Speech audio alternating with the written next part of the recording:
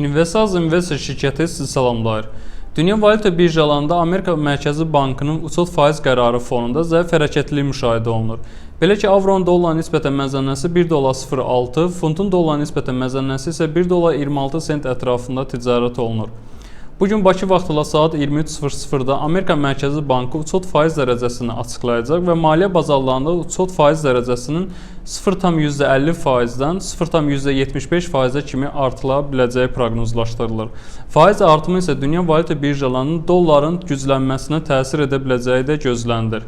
Eyni zamanda Bakı vaxtıyla saat 23:30-da Amerika Mərkəzi Bankının mətbuat konfransında Federal Ehtiyat Sistemi rəhbəri Janet Yellenin çıxışı olacaqdır və çıxış ərəfəsində dünya birjalarının ticarət aktivliyinin daha da güclənməsi gözlənilir. Investaz Investor şirkəti sizə yatırımlarınıza uğurlar arzulayır.